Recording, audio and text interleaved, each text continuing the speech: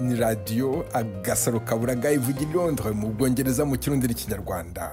Venuste Nshimiyimana. Mu Burundi muratwumvira kuri radio Indundi Culture kuri FM 88 n'ibice bibiri i Bujumbura no kuri FM 99 n'ibice 9 handi hose mu gihugu. Mu burasirazuba bwa Repubulika ya Demokarasi ya Kongo muratwumvira kuri FM 87 n'ibice 5 kuri radio communautaire de Rutshuru muri territoire ya Mashishi muratwumvira kuri FM 96 n'ibice 6 kuri radio communautaire Mani ikicanga muratwumvira kuri FM 96 n'ibice bibiri kuri radio communautaire pour la paix de Bashali. Muri Uganda muratwumvira kuri FM 88 n'ibice 9 kuri Voice of Muhabura Ikisoro. Dore ingingo nkuru twabateguriye. Abadepite babiri bo mu nteko yishinga amategeko y'umuryango wa Afrika y'Uburasirazuba EALA basabye ibihugu bigize EAC kongera ishoramari mu bikorwa remezo by'imikino. Ubwanjye ntanga igitekerezo cyane kuri iyi ngingo twaganiragaho, navuze ko twifuza ko byibura mu minsi iri imbere nk'igihugu kimwe muri aka karere cyazakira yasiganwa ry'amamodoka bita Formula 1 cyangwa se amakipe nka za Arsenal, amakipe nka za Paris Saint-Germain bikazageza igihe aza gukinira muri kano karere. Honorable Clement Musanga batware uwo mu Rwanda. Mu gihugu cya Madagascar urubyiruko ruri mu myigaragambyo rwanze ubutumire bwa Perezida André Joel bwo kuganira rurahamagarira imyigaragambyo rusange mu gihugu hose. Uburusiya bwatangaje ko buzarasa misile za Tomahawk ndetse bugateraho zirasirwa Leta Zunze Ubumwe za Amerika n'izo misile igihugu cya Ukraine ikaze mu makuru y'agasaro kaburaga. Duhere ku makuru avugwa hirya no hino ku isi nabibabwiraga mu ngingo nkuru. Mu gihugu cya Madagascar urubyiruko ruri mu myigaragambyo rwanze ubutumire bwa Perezida André Joel bwo kuganira rumushinja gukoresha igitugu no kubahohotera. Mu itangazo ryasohowe ku mbuga nkoranyambaga urubyiruko rwasobanuye ko ibyo biganiro ari ugushaka kubatoneka kandi ko rutazigera ruganira na leta ibahohotera kandi batesha agaciro mu mihanda. Igihe ntarengwa cy'amasaha 48 bari bahaye Perezida cyarangiye, ubu bakaba bahamagarira imyigaragambyo rusange mu gihugu hose. Ethiopia yashinje igihugu cy'abaturanyi cya Eritrea gutegura intambara gifatanije n'imitwe itavuga rumwe n'ubutegetsi, bikaba ari ikimenyetso cy'ubwiyongere bw'umwuka mubi hagati y'ibihugu byombi bitumvikana ku bijyanye no kugera ku nyanja itukura. Mu ibaruwa yohererejwe umunyamabanga mukuru w'umuryango w'abibumbye Antonio Guterres, Minisitiri w'ububanyi n'amahanga wa Ethiopia Gedeon Timotheus yavuze ko iyo mikoranire yagiye irushaho kugaragara mu mezi ashize. Somalia igiye kongera ururimi rw'Ikiswahili, ururimi rusanzwe rukoreshwa muri Afrika y'Uburasirazuba muri porogaramu y'amasomo y'igihugu. Perezida Hassan Sheikh Mohamed yatangarije iki cyemezo mu nama y'umuryango wa Afrika y'Uburasirazuba EAC yabereye i Mogadisho, avuga ko urwo rurimi ruzatangira kwigishwa mu mashuri abanza, ayisumbuye n'amashuri makuru. Kugeza ubu Icyongereza nicyo cyifashishwa mu myigishirize y'iby'ingenzi, naho Icyarabu kikaba aricyo cyonyine cyari ururimi rwa kabiri rw'ibanze. Iyi ni radio agasaro kaburaga, murumva amakuru avunaguye avugwa hirya no hino ku isi. Umwuzukuru wahoze ari Perezida wa Afrika y'Epfo Nelson Mandela witwa Mandla Mandela yageze i Johannesburg kuri uyu wa gatatu nyuma yo gufatwa no kwirukanwa muri Isirayeli. Yari mu itsinda ryakoraga urugendo rwo kugeza imfashanyo muri Gaza ariko rikaza kubuzwa gukomeza. Mandla Mandela wasubiye mu gihugu cye ari kumwe n'abandi banyafurika y'Epfo bane yavuze ko bamaze iminsi 6 bafungiwe muri Isirayeli mbere yo kurekurwa banyuze muri Yorodaniya. Minisitiri w'ububanyi n'amahanga wa Leta Zunze Ubumwe za Amerika Marco Rubio ategerejwe mu nama y'abaminisitiri bera i Paris mu Bufaransa kuri uyu wa kane hamwe n'abayobozi b'ibihugu by'i Burayi, Abarabu n'abandi baganira ku ishyirwa mu bikorwa ry'umushinga wa Perezida Donald Trump nyuma y'intambara yo muri Gaza. Iyo nama izaba ikurikira ibiganiro bitaziguye hagati ya Isirayeli na Hamas birimo kubera mu Misiri, bikaba bigamije gusobanura uko uwo mushinga wa Gaza uzakurikizwa. Uburusiya bwatangaje ko buzarasa misiri za Tomahawk ndetse bugateraho zirasirwa Leta Zunze Ubumwe za Amerika niziha igihugu cya Ukraine. Umudepite mukuru w'Uburusiya yavuze ko icyo gihugu giteganya uburyo bwo kwihorera ku buryo bwababaza Amerika. Perezida Donald Trump yavuze ku wa mbere w'iki cyumweru ko yifuza kumenya icyo Ukraine iteganya gukoresha izo misiri mbere y'uko azitanga kugira ngo adakaza intambara hagati ya Ukraine n'Uburusiya, ariko yongeraho ko yamaze gufata icyemezo mu buryo bumwe cyangwa se ubundi. Agasaro Kaburaga. Mu makuru avugwa mu karere k'uburasirazuba bwa Afurika, abadepite babiri bo mu nteko ishinga amategeko y'umuryango wa Afurika y'uburasirazuba EALA, ba Honorable Ferhadai Mandeko muri Kenya na Honorable Clement Musangabatware wo mu Rwanda, basabye ibihugu bigize EAC kongera ishoramari mu bikorwa remezo by'imikino ndetse no gushimangira ubufatanye hagati y'urwego rw'imikino n'urw'uburezi. Honorable Clement Musangabatware ngo hayikaze kuri radio Agasaro Kaburaga. Murakoze cyane Venuste, nshimiye Imana kuri umwanya mu mpaye kugira ngo tuganire. None iki gitekerezo cyo gusaba ko hashimangirwa ubufatanye hagati y'ibihugu mu rwego rw'imikino n'urw'uburezi, icyaje gite hagati yanyu? Igitekerezo cyaje nyuma y'uko ibihugu by'Iburasirazuba Kenya, Uganda na Tanzania byakiriye imikino y'igikombe cya Afurika ku bakinnyi bakina imbere mu bihugu kuva ku itariki ya 2 kugeza 30 z'ukwezi kwa munani uyu mwaka, ndetse n'u Rwanda rukakira ku nshuro ya mbere isiganwa ry'amagare. Ni isiganwa ryabaye kuva ku itariki ya 21 kugeza kuri 28 ukwezi kwa 9 uyu mwaka. Isiganwa ry'amagare ku rwego rw'isi ryakiriwe ku nshuro ya mbere ku mugabane wa Afurika, rikakirwa n'igihugu cy'u Rwanda. Tumaze kubona rero imigendekere y'aya marushanwa yose, uburyo yabaye, uburyo yitabiriwe, twasanze hari ibyo ibihugu byacu bigomba kongeramo imbaraga kugira ngo dukomeze kwakira andi marushanwa mpuzamahanga. None se aho ngaho bazashyira imbaraga ni hehe kugira ngo bashobore gukorera hamwe nk'uko mubyifuza? Turashima mbere na mbere urwego ibihugu byacu bigezeho. Tuvuze nk'u Rwanda, uburyo hari ibikorwa remezo, murareba Bike Arena, murareba imihanda, isuku, umutekano, ibijyanye n'imiyoborere myiza ndetse n'ibikorwa remezo nabivuzeho hirya no hino mu ntara, ndetse n'ibi bihugu bindi byakiriye iriya mikino y'umupira w'amaguru. Nka Uganda hari ibibuga by'umupira w'amaguru biri kubakwa, ibindi byavuguruwe, na gihugu cya Kenya ndetse no muri Tanzania. Ni ukuvuga ko ibibuga byongerewe by'imikino, amahirwe n'agenda yiyongera, ndetse n'abafite impano nk'urubyiruko babona aho bakorera imyitozo bakimenyereza. Ariko se kugira ngo nk'umuryango w'uburasirazuba bwa Afurika ibyo bikorwa bishobore guhurizwa hamwe, bikorerwe hamwe, byashoboka bite? Birashoboka kubera ko iyo urebye nk'ibihugu Kenya, Uganda na Tanzania byishyize hamwe mu kwakira iriya mikino, byabaye amahirwe yo kwakira iriya mikino. Bishoboka wenda ko biza kuba igihugu kimwe ukwacyo bitari gukunda. Ni ukuvuga ko nk'akarere turimo mu rwego rwo kwihuza nk'ibihugu mu bijyanye n'ingeri zitandukanye, haba mu rwego rw'ubukungu, mu rwego rw'ubufatanye, ni ikimenyetso cyiza ko ibihugu bishobora gukorera hamwe. Ikindi ni uguhuza imbaraga, icyo kintu cyagaragaye, kugira ngo bakore igikorwa kimwe kiri ku rwego mpuzamahanga, ku rwego rw'umugabane wa Afurika. Ariko nanone tukaba dushima nk'u Rwanda rwashoboye kwakira ku nshuro ya mbere umugabane wa Afurika isiganwa ry'amagare ku rwego rw'isi. Mu gutoranya rero u Rwanda bashingiye kuri byinshi kuko abari ibihugu byinshi byagiye bisaba. Muri ubwo busabe rero bagenzura ibyo umuntu afite, haba mu bikorwa remezo, mu miyoborere, mu mutekano n'ibindi bashingiraho, bijyanye wenda mu buryo bw'ikoranabuhanga, aho abazaza bazaba, imodoka zibatwara n'ibindi. Amahirwe ku bijyanye n'isiganwa ry'amagare ku rwego rw'isi, u Rwanda nirwo rwatoranijwe.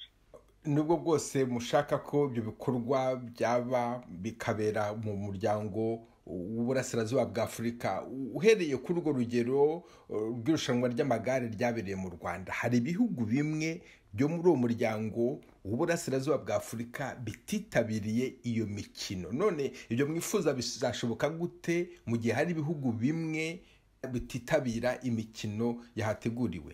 Navuga ko ibihugu byinshi byitabiriye, yenda nk'urugero iri siganwa ryitewe n'amakipe 132, harimo 38 ku mugabane wa Afurika, 35 yaturutse mu Burayi, muri Amerika amakipe 20, Aziya amakipe 16, Oceania 3. Igihugu kititabiriye ni igihugu cya Repubulika ya Demokarasi ya Kongo kubera impamvu zabo bwite, ariko ntawe u Rwanda rwigeze ruheza, nta gihugu u Rwanda rwaheje kuza kwitabira iyi mikino, ndetse hari n'ibihugu bimwe byavuze ko bitazitabira ririya rushanwa, ariko ku munota wa baje bararyitabiriye nk'igihugu cy'Ububiligi. Ni ukuvuga ko u Rwanda amarembo arakinguye, ntago twahezaga umuntu wese, igihugu cyose cyashaka kuza gukina bari bahawe ikaze. Mu byo muvuga murashyiramo ikintu cyo kwiyumvamo ubunyafurika nyirizina, kugira ngo n'ibikorwa bibi byo gutsimbataza ubwo bumwe hagati y'abanyafurika no gukorera hamwe. Ariko se tugarutse kuri siporo, magingo aya iyo urebye uko mu bindi bihugu bimeze, watanze urugero rw'u Rwanda rwateye imbere mu kugira ibikorwa remezo byo kwakira iyo mikino mpuzamahanga, ibindi bihugu byo muri uwo muryango byo byifashe gute, byiteguye gute kuba byakumva iyi mpuruza mwateye? Ibihugu biriteguye kuko ni urugero rwiza babonye ku bijyanye no kwakira ariya marushanwa mpuzamahanga, cyane ko hari icyo byungura mu bijyanye n'ubukungu ndetse n'umurimo, imibereho myiza n'iterambere ry'abaturage, ubumwe bw'akarere nk'ikimenyetso cy'ubufatanye. Twanavuga ko nanone dufate nk'iriya mikino yabereye muri ya bihugu bitatu, ni imikino bavuga ko abahanga mu kubarura ingaruka nziza kwakira imikino bigera ku gihugu, bavuga ko nk'abera bihugu byakira imikino byinjije hagati ya miliyari 1.8 kugeza miliyari 2.2 z'amadolari y'Amerika. Ayo ni amafaranga yaturutse mu bikorwa bitandukanye, harimo amatike, uburenganzira bw'itangazamakuru, media rights, ndetse n'ibijyanye n'amasosiyete yamamaza. Ni ikintu rero cyishimirwa, ibihugu byinshi biba byifuza kugira ngo byakire. Banavuga kandi ko iriya mikino yarebwe hafi n'abantu barenga 1.5 miliyoni, haba aba-officiers bamwe bazana n'amakipe cyangwa se n'abafana n'abandi batandukanye baza nk'abaturisite, babona ari umwanya kuza gusura ibihugu, ariko baje no kureba imikino. Hari ubwo batayireba yose cyangwa se hari ubwo bayireba yose, ariko bakazasigara babona n'umwanya wo gusura ibihugu. Muvuze ku bijyanye n'ibikorwa remezo, twavuga nka Uganda bafite amastade, hari ayo bubatse, hari ayo bavuguruye, nk'iriya stade bita Nambole Mandela National Stadium, hari indi Aki Bua. Muri Kenya twavuga Nyayo stade iri Karasan, ikibuga kiri Eldoret, n'ibindi. Mu gihugu cya Tanzania twavuga nka Benjamin Mkapa Stadium, ndetse n'ikibuga kiri Mwanza. Ibihugu byose bikaba biri kugenda byubaka n'andi mastade ndetse n'asanzwe agenda avugururwa. Mu rwego rwo kwakira iyi mikino, ni umwanya w'ishoramari, ni umwanya ibihugu babibonye kugira ngo ibikorwa remezo bibihuza n'ibipimo mpuzamahanga, aho bitameze neza ibipimo mpuzamahanga, ndetse baboneraho no kubaka ibindi bikorwa remezo. Abakora iyo mikino muhamagarira isi kuza kureba muri ako karere k'uburasirazuba bwa Afurika n'urubyiruko. Mu nyandiko yanyu nabonye mu itangazamakuru, ntabwo nabonye neza ibikorwa remezo mugomba gushyiraho kugira ngo urwo rubyiruko rubone aho rwitoreza ayo masiporo rugomba gukora, kugira ngo noneho ruzanazane n'ubwo bukungu igihe hazaba habaye imikino. Urubyiruko rufite uwuhe mwanya mu mutima wanyu, mu mitekerereze yanyu, cyane cyane ibikorwa rwakoresha kugira ngo rwitoze? Nibyo koko urubyiruko niyo bagize igice kinini cy'abaturage, haba mu Rwanda ndetse no muri aka karere. Urubyiruko kandi nirwo rwitabira siporo cyane muri aya marushanwa. kubera imbaraga baba bafite ndetse n'ubushake. Baboneramo rero amahirwe menshi, haba ku mirimo, haba serivisi ziba ziri gukorwa ku mirimo, mu kuvugurura ibyo bikorwa remezo, guhanga ibishya, babonamo akazi. Hari n'ibikorwa by'ubucuruzi cyangwa serivisi zitangwa mu bijyanye n'ubwikorezi, kugurisha ibintu bitandukanye aho abashyitsi bakirirwa. By'umwihariko kandi urubyiruko rwigira ku bakinnyi mpuzamahanga bafite uburambe n'ubumenyi burushijeho, bakareba uko bakina nabo bakamenya uburyo bagomba kuzamura impano zabo babifashijwemo n'abatoza n'ibyo bikorwa remezo. Hari n'abagira amahirwe yo kubona amakipe ari ku rwego rwisumbuye, haba muri Afurika cyangwa se mu rwego rw'i Burayi, bakajya kuyakinira.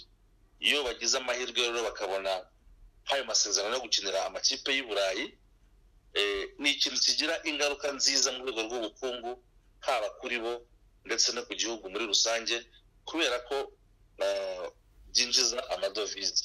Hari ibihugu byinshi muzi byo muri Afurika, twavuga nka za Senegal cyangwa se ibihugu by'Abarabu, aho bafite abakinnyi mpuzamahanga ari ku rwego mpuzamahanga mu makipe akomeye nka za Arsenal, za Paris Saint-Germain, aho binjiza amafaranga menshi iwabo, bakagira uruhare mu kubaka ibikorwa remezo. Dufate nk'umukinnyi Sadio Mane, ni umuntu wubatse iwabo amavuriro, amashuri n'ibindi. Dufate ba Samuel Eto'o, dufate ba Didier Drogba. Uruhare rwabo mu iterambere mu bihugu byabo ruragaragara. Mbese abandi badepite bo mu nteko ishinga amategeko y'umuryango wa Afurika y'Uburasirazuba iyo yakiriye gute iyi ngingo yanyu yawe wowe Honorable Clement Musangabatware na mugenzi wawe Falada Imandeko? Bayakiriye neza ndetse baradushyigikira mu nteko. Mukurikiye ikiganiro kuko turakiri kuri YouTube, benshi cyane bashyigikiye igitekerezo cyacu, bagishyigikiye. Bashimira amashyirahamwe y'imikino mu bihugu byabo n'u Rwanda ko rwarakiriye asiganwa mpuzamahanga ry'amagare ku nshuro ya mbere muri Afurika. Bashimira n'amashyirahamwe ashinzwe iby'imikino ndetse n'ubuyobozi bw'amashyirahamwe n'abayobozi b'ibihugu. Ikindi ni uko bifuza ko bitahagarara aha, ahubwo byakomeza. Ndetse njye ubwanjye ntanga igitekerezo cyanjye kuri iyi ngingo twaganiragaho. Navuze ko twifuza ko byibura mu minsi iri imbere nk'igihugu kimwe muri aka karere cyazakira yasiganwa ry'amamodoka bita Formula 1, cyangwa se amakipe nka za Arsenal, amakipe nka za Paris Saint-Germain, bikazageza igihe aza gukinira muri kano karere. Honorable Clement Musangabatware mu nteko ishinga amategeko y'umuryango wa Afurika y'Uburasirazuba EALA, ndagushimiye cyane ku bw'aka kanyu hayi radio Agasaro Kaburaga. Ndabashimiye cyane Venuste, Nshimiyimana kuri mwanya mu mpaye kugira ngo tuganire. Vous écoutez Agasaro Kaburaga. Mukomeje kumva radio Agasaro Kaburaga ivugira i Londres mu Bwongereza mu Kirundi n'Ikinyarwanda. Umuyobozi w'ikigo gishinzwe kurwanya ruswa no gusesagura umutungo wa leta mu Burundi Olicom, Gabriel Rufyiri, asanga icyemezo cyo gushora ubutare ku masoko mpuzamahanga ari cyiza, ariko agasaba ko amafaranga azavamo azajya mu isanduku ya leta. Navuganye nawe atangira ambwira uko yakiriye ijambo rya Perezida Evariste Ndayishimiye watangaje ko Uburundi butangiye gushora ubutare. Ijambo ry'umukuru w'igihugu yavuze twebwe twaryakiriye neza, gusa twebwe dusaba yuko hoca hajaho ibyo no kwita ibikoresho byose bikenewe kugira koko ubutare bushotse bube ubuza gusahiriza igihugu n'abenegihugu nk'uko yabivuze. Mugabo jewe ntababesha, mfise amakenga. Igituma mfise amakenga, twebwe mushyamwe Olicom, hariho ibintu turiko turasaba yuko byoja mu ngiro. Ibyo rero ntibiraja mu rugizi no saha. Ibyo navyo ni biki? Nuko igihugu gishiraho icyo no kwita ibikoresho byose byangombwa bituma ubwa mbere ubutare bwimbwa ku mugaragaro, hanyuma bugashoka ku mugaragaro, amafaranga akaza ku mugaragaro. Ego nivyo agishika ku butegetsi mwaka 2020 amakontra kuko yabivuze amakontra yose yari yarasinywe yaciye ahagarika. Twari tumaze imyaka n'imyaka tuvuga yuko abantu bari mu gisata c'ubutare arabasuma arabanyona arababandi. Turagira n'inzandiko nyinshi namwe namoja kuri internet mukagira Oricome secteur minier muca mubona amadokima menshi twakoze twerekana yuko igisata c'ubutare gitsutubiye ishakagwe k'abantu n'abantu baza kwimba mugabe igihugu atakime kiharonkera. Nk'ubu ndabakaro gasanzwe kugira mwumve ibintu ndababwira igituma bifise inkomezi zikomeye. Twebwe Uburundi bwaramaze gufata engagement yuko bwinjira mu kigo bita ITIE. Ikigo bita ITIE ni ikigo mpuzamakungu kijejwe gufasha ibihugu, ni ikigo cy'ibihugu by'amareta gifise icicaro muri Norvege, gifasha ibihugu kutunganya neza igisata c'ubutare, ico bita la norme initiative des industries extractives. Harimo ibihugu birenga 50 byaba 50 ubu mu karere n'Uburundi bwonyene butari bwinjiremwo. Ubu mugabo bwamaze gufata intumbero igihugu bitari bwinjiremwo ni Kenya, mugabo Tanzania kirimwo, Uganda kirimwo, n'u Rwanda na Kongo. Rero twaragize inama kugira ngo Burundi butangure kwinjiramo. Abantu bari mu gisata c'ubutare bose mu nama twagize kuko kugira ngo igihugu cyemerwe kwinjiramo no kiba cyagiye muri dongo n'imigwi 3 abimba butare societe civile na leta kugira ngo hace haba imigwi yukuza barakurikirana. Abo mu gisata c'ubutare bose twumva bavyanka ivyo si ivy'imbeshere naho twovyemanga bumva ibintu byose bavuga batanga inzitizi ko batokwinjiramo mwico muyo mu. Rero twe tugasha tuvuga tuti nivyo ubutumwa umukuru w'igihugu yatanze ni bwiza kandi turabushima, mugabo twebwe tuzobwemera neza ruko tubonye ko amafaranga ashize mu giga ca leta kandi agiye gukora. Noneho biramutse bibonetse si ibintu binagorana.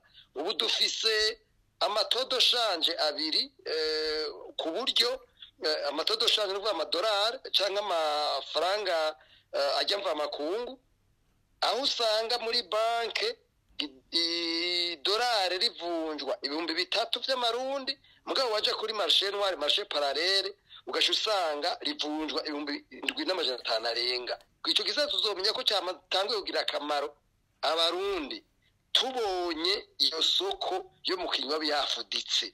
President Evariste Ndayishimiye yavuze ko abimba ubutare bahawe ikigero bagomba kugeraho, leta ikazagenzura neza niba bakigezeho kugira ngo irebe niba nta bwimbu bwanyerejwe. Ibi ngibi muri Oricome murumva bidahagije kubereka yuko ubutare buzimburwa bugacuruzwa kandi mu mafaranga akaguruka mu isanduku ya leta.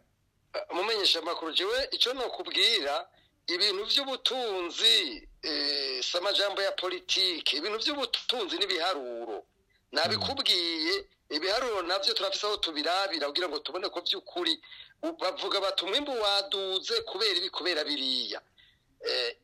Ivyo oya nukuri bigenze gutyo ko yabivuze nukuri yo baramata vy'amavuta kandi twese nivyo twifuza.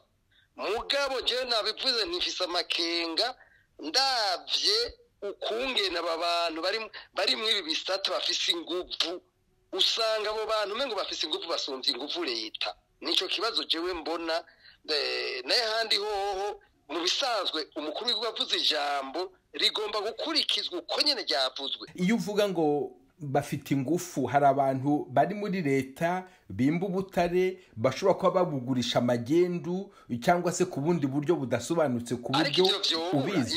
Ivyo nivyo biriho nyene, ivyo nivyo biriho kuko sinibaza yuko none hari abantu bashobora gutwara ibintu by'igihugu bakabiherana ari abantu basanzwe. Ibyo ari byo byose sinibaza yuko abimba ubutara abantu basanzwe. Nico gituma twe tuvuga tuti igisata noneho tuguma tuvuga tuti nk'abantu bo muri leta kirazira ko bagira baje mu bintu by'urudandazwa. Ivyo kirazira kazirizwa mu bisanzwe mugabo kandi naho batoba ari abo muri leta bavyimba babiri muri byo abantu bari muri byo n'abantu tubona ko umengo bagomba kugira inguvu ega n'umukuru nawe yirwa aravyivugira yahora bivuga kenshi.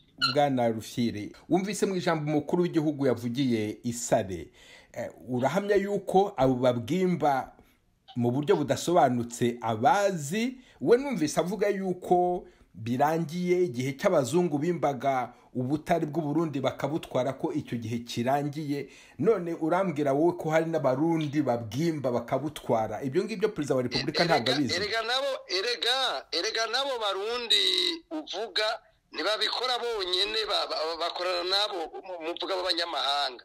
Ubaze ko babikora bonyene, barafise babikorana. Ubutare mu Burundi tubuhingura bufise iyo buja. Ibyo rero kandi nakubwiye ko tumaze gukora amadosiye menshi cyane muri Oricome, ndakubwije ukuri tumaze gukora amadosiye menshi cyane y'ubutare.